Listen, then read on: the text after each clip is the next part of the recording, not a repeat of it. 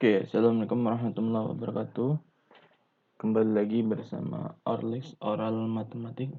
Hari ini kita akan membahas materi tentang latihan soal persiapan PTS nomor 11 sampai nomor 15. Untuk nomor 11, itu diketahui fungsi efeknya tidak pernah naik dalam interval apa. Nah, di sini kita ingat kembali materi tentang sifat-sifat dari suatu fungsi di dalam turunan. Sifatnya itu ada 5 ya. Yang pertama adalah suatu fungsi dikatakan naik atau selalu naik jika turunan pertamanya lebih dari 0. Kemudian yang kedua, suatu fungsi dikatakan turun atau selalu turun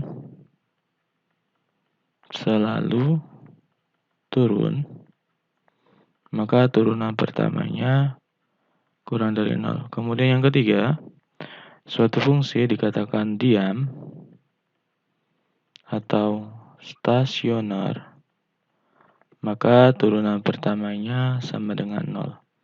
Kemudian yang keempat, suatu fungsi dikatakan tidak pernah naik,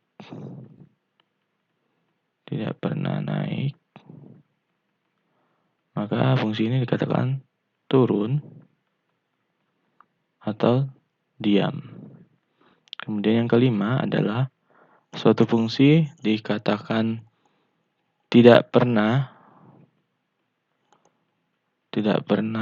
turun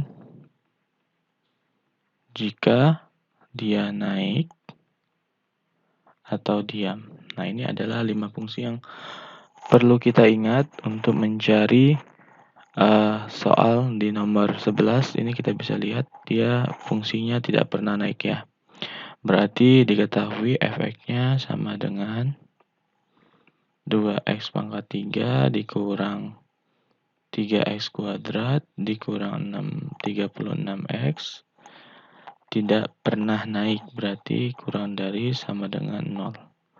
Kemudian ini kan fungsi awal ya, fungsi awalnya kita turunkan dulu berarti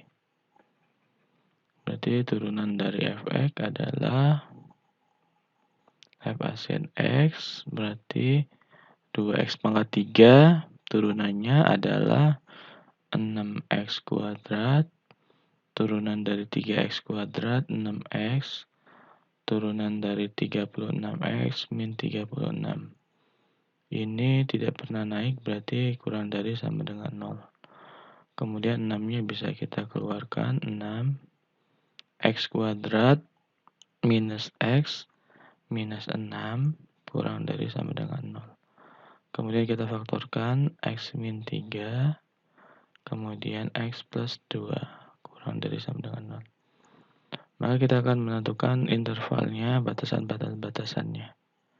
Berarti batasannya dari min 2 sampai 3. Cara yang paling mudah untuk menentukan pertidaksamaan kurang dari sama dengan 0 berarti K, berarti kumpul. Nah, kumpul berarti tanda pandangnya saling berkumpul. Di sini negatif, di sini positif. Kemudian di sini positif. Selanjutnya himpunan penyelesaiannya berarti X-nya di antara minus 2 sampai 3. Jawabannya adalah C. Begitu. Kemudian selanjutnya nomor 12. Nomor 12 mungkin mempunyai nilai stasioner. Berarti fungsi fx-nya sama dengan x pangkat 4 dikurang 8x pangkat 3 ditambah 16x kuadrat ditambah 1. Nah, untuk menentukan nilai stasioner, berarti kita tentukan terlebih dahulu fungsi stasioner. Fungsi stasioner berarti turunan pertamanya sama dengan 0. Berarti turunan pertamanya sama dengan 0. Berarti 4x pangkat 3 dikurang 24x pangkat 2 ditambah 32x bukan 36. 32x 32x sama dengan 0. Di sini bisa dibagi 4 ya. 4x x kuadrat min 6x ditambah 8 sama dengan 0. Nah, yang menyebabkan dia mempunyai fungsi stasioner 4x, kemudian x min 2, x min 4. Sehingga fungsi ini memiliki nilai stasioner ketika x-nya sama dengan 0 atau x-nya sama dengan 2 atau x-nya sama dengan 4. Nah, ini dikatakan mungkin mempunyai nilai stasioner, maka salah satu saja di antara pilihan yang paling benar adalah 0. Karena dia bisa 0, bisa 2, bisa 4. Jawabannya adalah A. Itu yang nomor 12. Untuk selanjutnya untuk nomor 13, fungsi efeknya memiliki titik balik maksimum saat x-nya berapa. Nah, sebelum kita mengerjakan soal ini, kita tahu dulu kondisi suatu fungsi memiliki titik balik maksimum. Kondisinya apa? Kondisinya seperti naik, diam, turun gitu ya. Naik, diam, kemudian turun. Itu suatu fungsi yang memiliki titik balik maksimum. Balik maksimum. Nah, kemudian caranya adalah kita tentukan terlebih dahulu turunan pertamanya.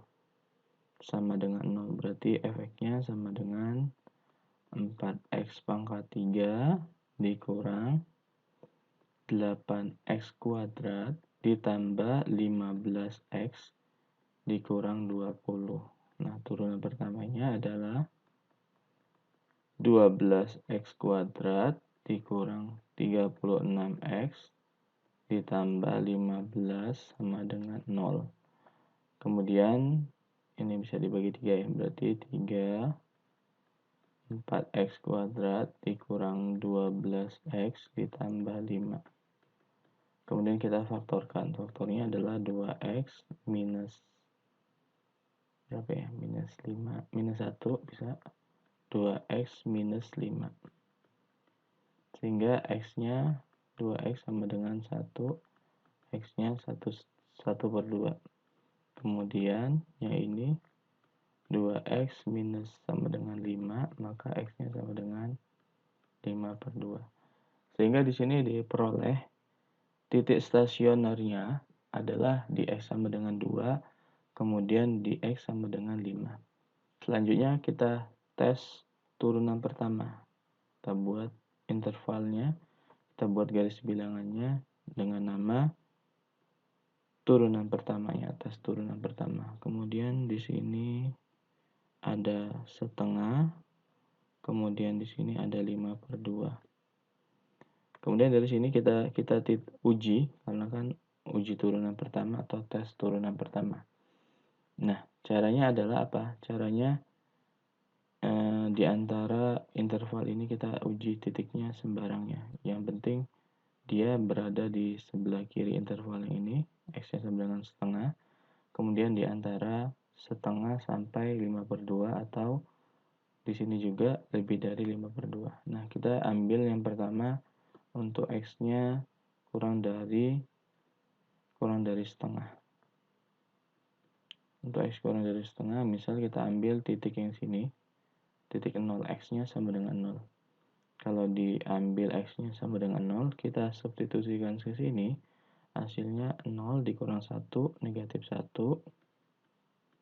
Kemudian 0 dikurang 5 adalah negatif 5. Sehingga negatif kali negatif positif. Maka di sini adalah tandanya positif. Untuk x-nya kurang dari setengah. Untuk x-nya di antara setengah sampai 5/2, kita ambil titik ujinya misal Di sini X-nya sama dengan 1. Maka di sini kita ambil 2 kali 1, 2 dikurang 1 positif. 2 dikurang 2 dikali 1, 2 dikurang 5 min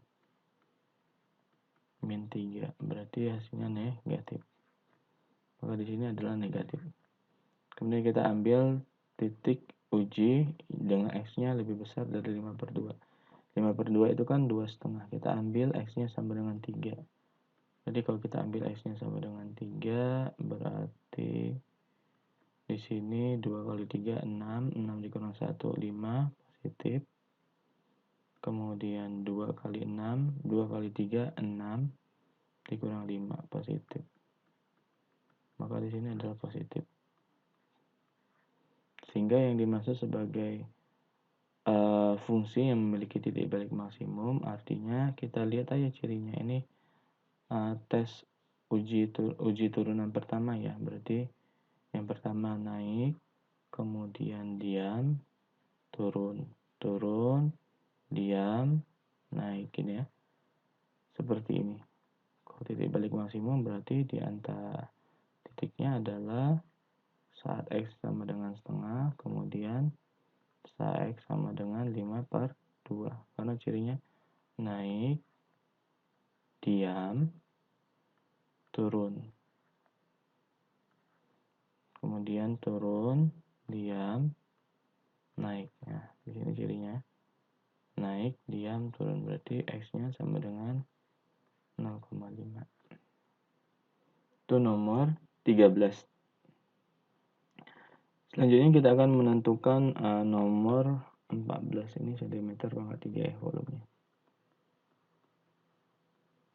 Caranya adalah ada selembar karton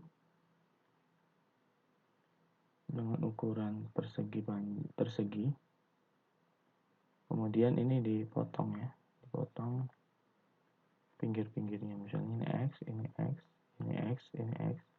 Kemudian ini X, ini X, ini X, ini X. Artinya kalau volume itu luas volume untuk kotak terbesar adalah luas alas dikalikan tinggi. Nah, alasnya apa? Alasnya kan 18, kemudian dikurang potong-potongan ini. Berarti 18 dikurang 2x kuadrat kali tingginya. Tingginya adalah tinggi potongan. Sehingga agar volumenya terbesar, agar volume kotak terbesar, maka turunan pertama dari X-nya sama dengan 0. Jadi di sini kita tentukan dulu volume kotak terbesarnya dengan cara tentukan terlebih dahulu turunan pertamanya. Nah, di sini adalah turunan pertamanya berbentuk U kali V. Vx-nya berbentuk UX kali Vx. Sehingga turunan pertamanya adalah U absen X, Vx ditambah UX dikali V absen X. Sehingga dari sini U absen X-nya apa? Ini. Berarti ini adalah turunannya 2, turun ke bawah, 18 min 2x, pangkat 1, kan 2 dikurang 1, pangkat 1, kemudian turunan dalamnya 18 dikurang 2x, turunannya adalah min 2. Kemudian di sini Vx-nya adalah X. Kemudian di sini adalah UX-nya adalah 18 min 2x, pangkat 2, Vx-nya turunan dari X1. Nah, dari sini bisa kita faktorkan 18 min 2x, berarti di sini min 4x, kemudian ditambah 18 min 2x.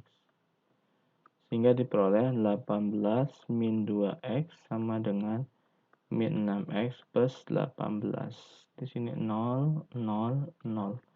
Diperoleh x-nya sama dengan 9 atau X-nya sama dengan 3. Kemudian kita substitusikan. Ketika X-nya sama dengan 9, maka volume X-nya adalah 18 dikurang 2 kali 9, 18. 18 kurang 18 dikali 9. Hasilnya 0. Kemudian ketika X-nya sama dengan 3, Vx-nya adalah 18 dikurang 2 kali 3, 6. Berarti 18 kurang 6, 4. 12 pangkat 2, 144 kali 3, 4, 3, 2. Jawabannya adalah C, 4, 3, 2. Itu untuk soal nomor 14. Kemudian selanjutnya untuk soal nomor 15 di sesi yang ketiga. Sesi ketiga yang terakhir ini, untuk integral ini kita jabarkan terlebih dahulu. Berarti kita cari dulu X kuadrat dikurang 1 pangkat 2. Berarti kalau kita kuadratkan jadi X kuadrat minus 1, X kuadrat minus 1. X kuadrat kali X kuadrat, X pangkat 4, X kuadrat dikurang 1 berarti min X kuadrat, min X kuadrat berarti min X kuadrat plus 1. Berarti X kuadrat, X pangkat 4 dikurang 2X kuadrat ditambah X. Sehingga integral dari X kuadrat minus 1 kuadrat dx adalah integral dari X pangkat 4 dikurang 2X pangkat 2 ditambah 1 dx. Berarti 1 per 4 tambah 1, X pangkat 4 tambah 1 dikurang 2, 2 tambah 1, X pangkat 2 tambah 1 ditambah 1 per 0 tambah 1, X-nya 0 tambah 1 plus C. Berarti ini 1 per 5, X pangkat 5, 2 per 3, X pangkat 3 ditambah X plus C. Hasilnya adalah A. Oke, baik, kita telah selesai pembahasan nomor 11 sampai 15. Kita akan lanjutkan kembali di soal 16 sampai 20 materi tentang latihan persiapan PTS Matematika Wajib kelas 12 IPA dan IPS. Oke, terima kasih. Wassalamualaikum warahmatullahi wabarakatuh.